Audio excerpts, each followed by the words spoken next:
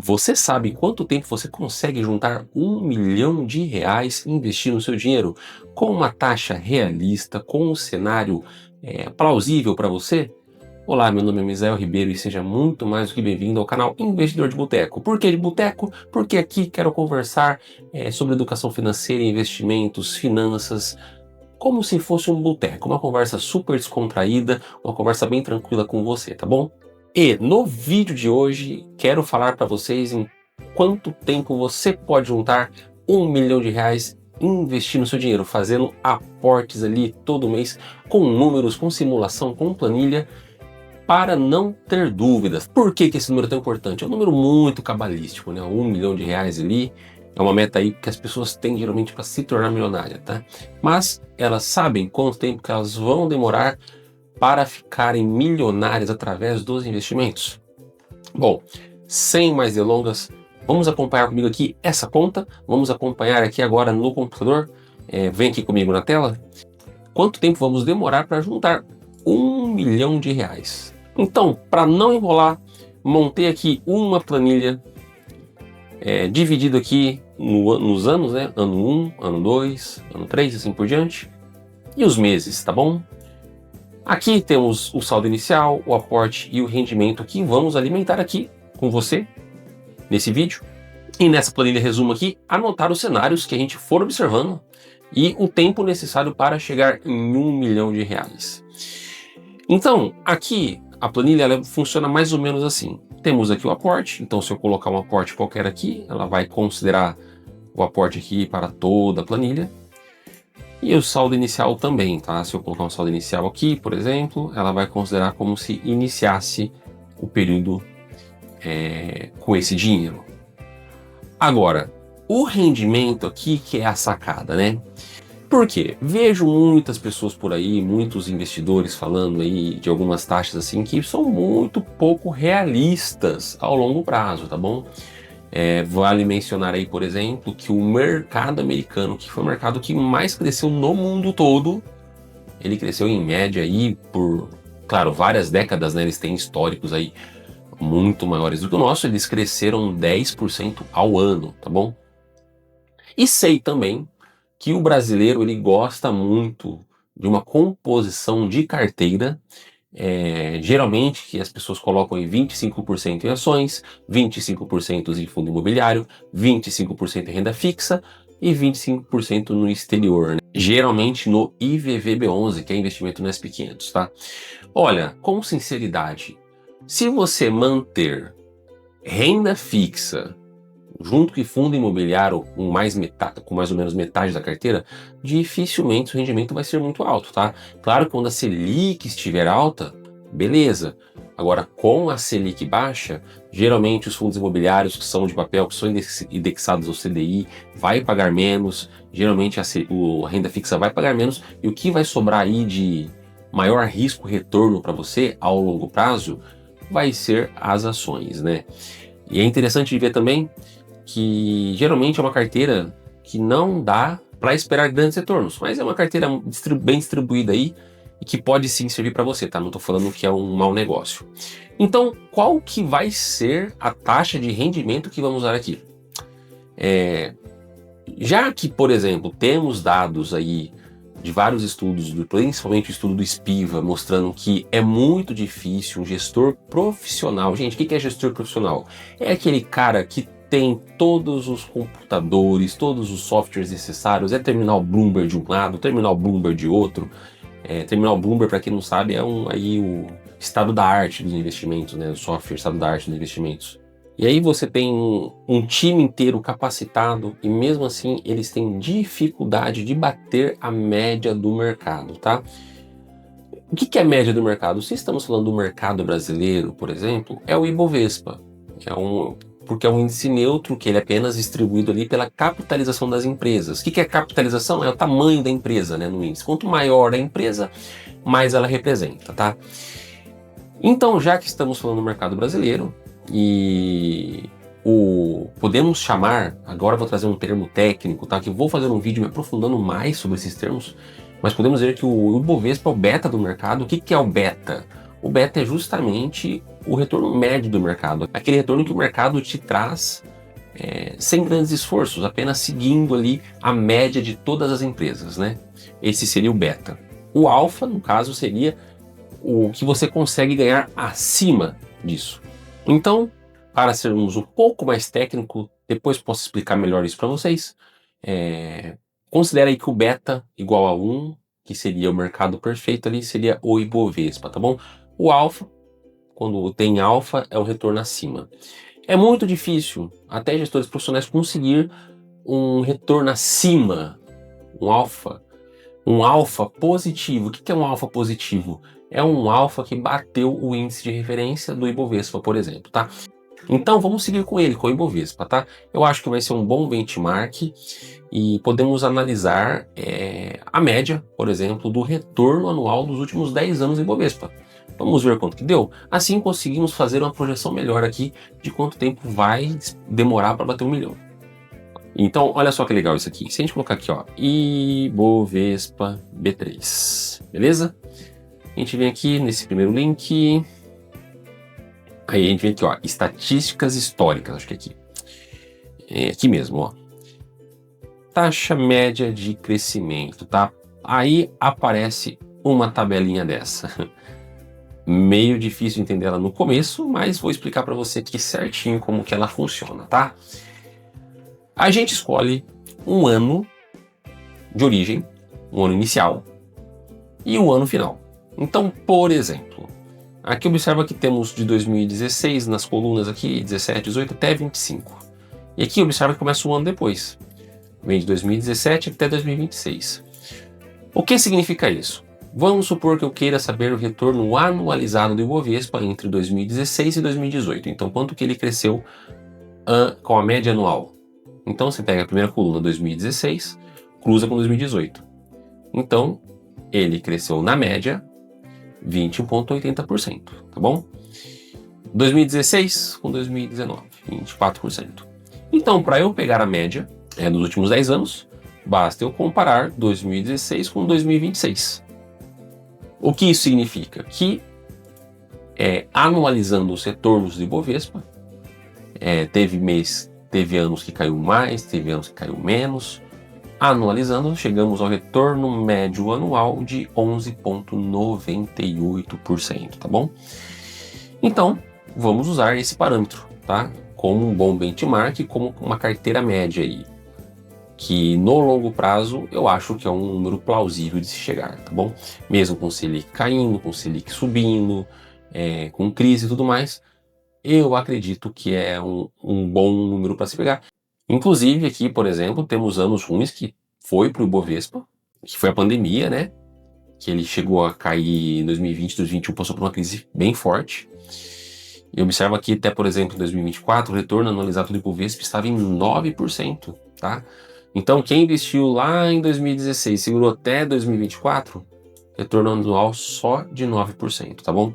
É por isso que renda variável é investimento de longo prazo, tá bom?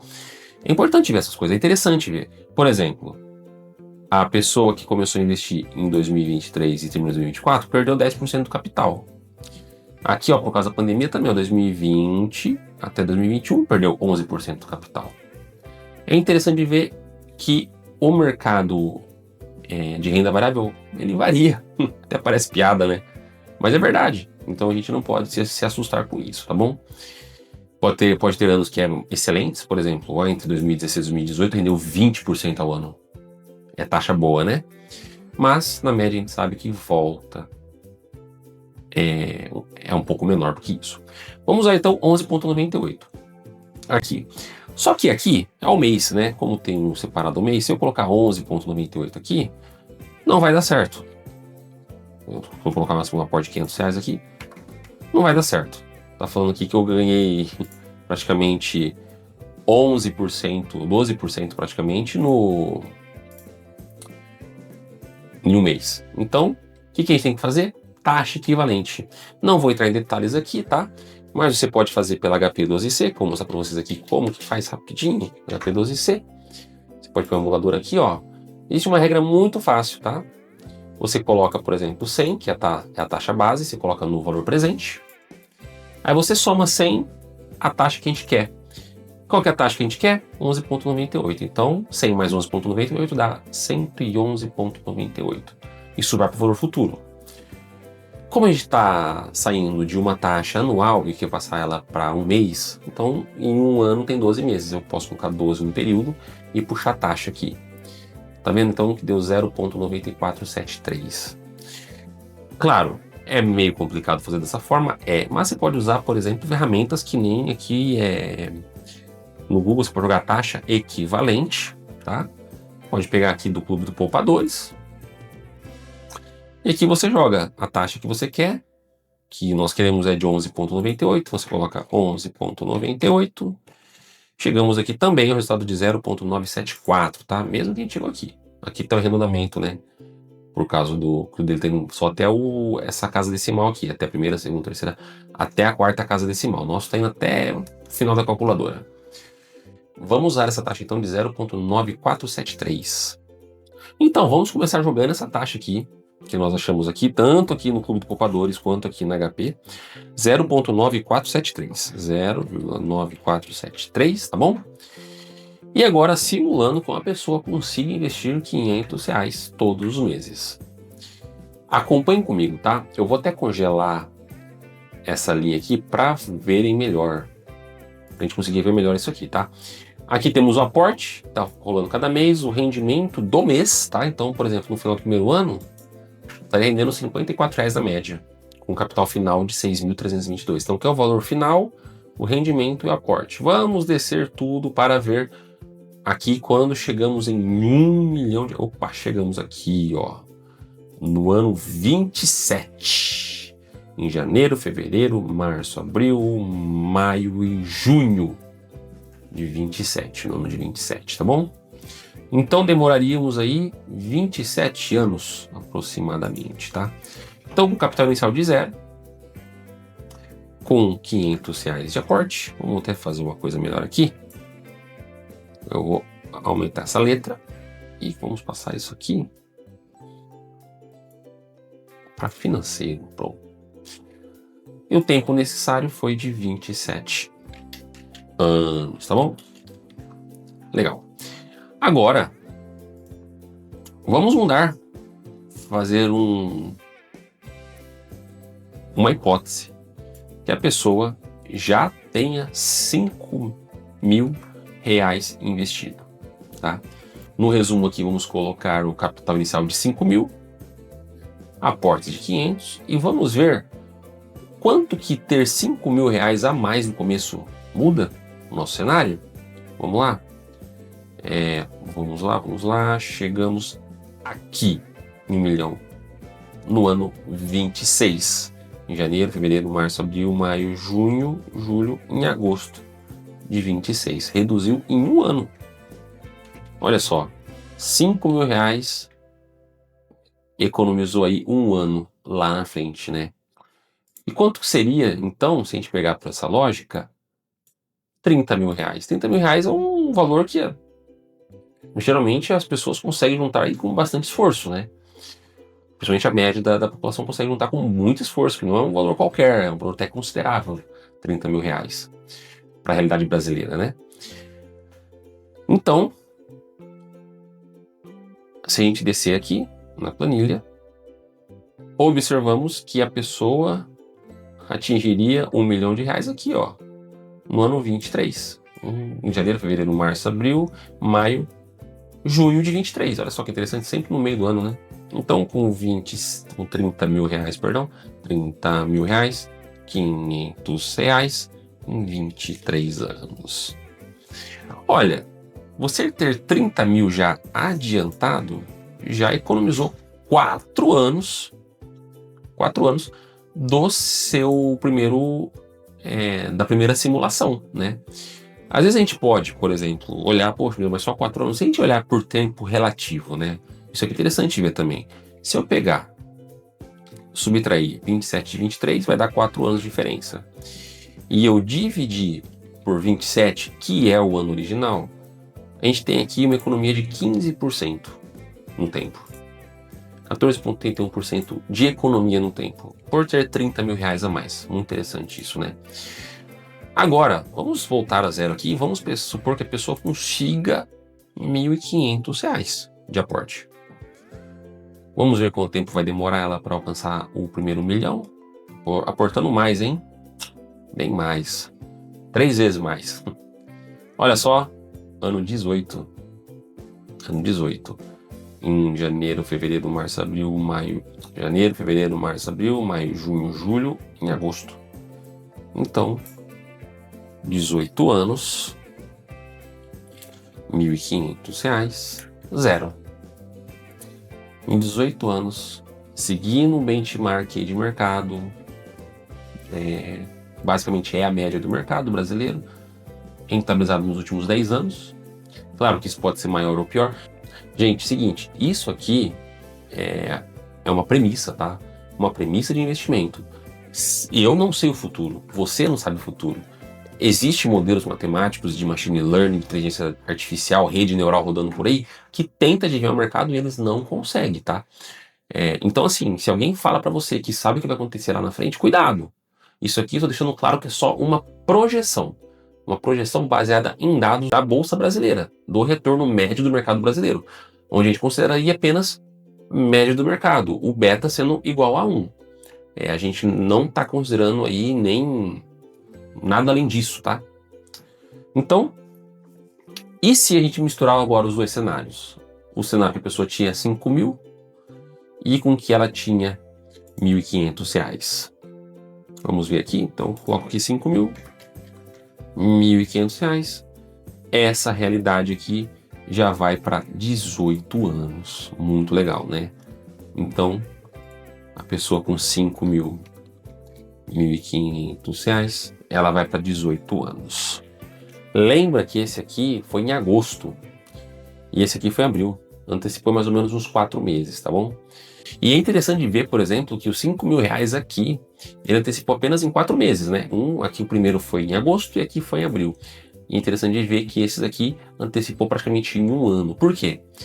A proporção desses dois investimentos aqui, os 5 mil, ele é um valor baixo comparado ao aporte. Então ele tem pouco tempo para trabalhar, o juros composto tem pouco tempo para trabalhar.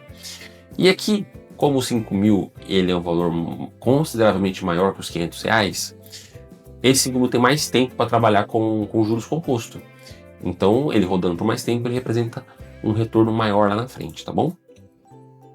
E agora, para encerrarmos aqui, né, a gente vai fazer só mais 2 simulações.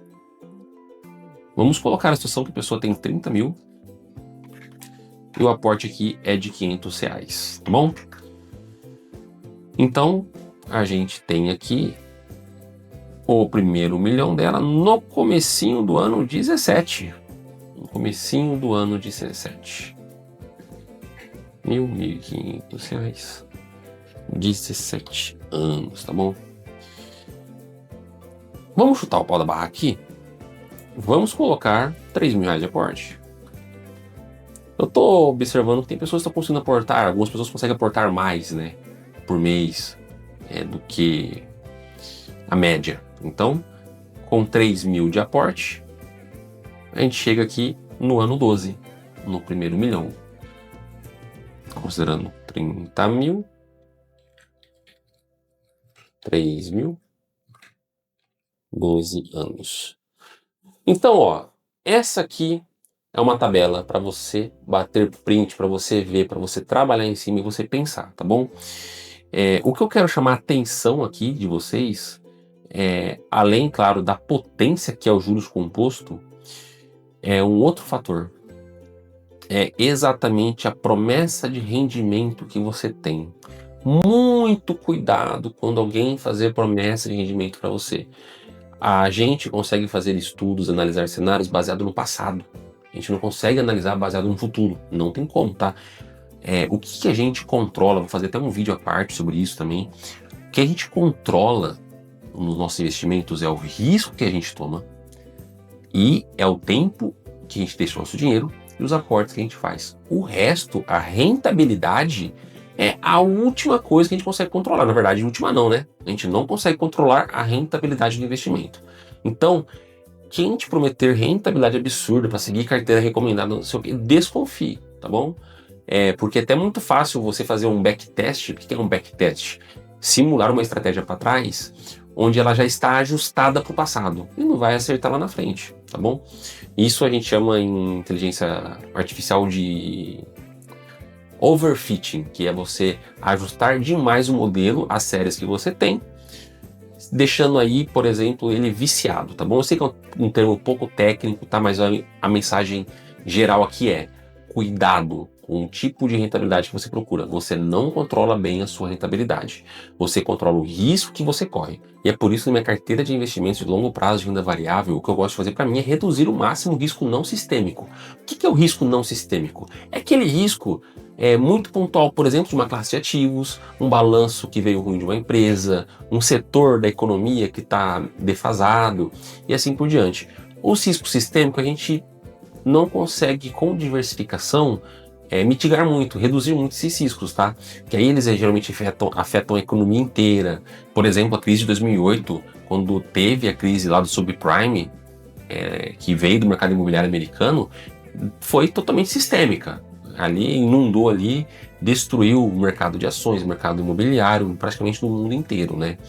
Então a gente tem que tomar muito cuidado em controlar nossos riscos, tá? A rentabilidade é só uma consequência disso, tá bom?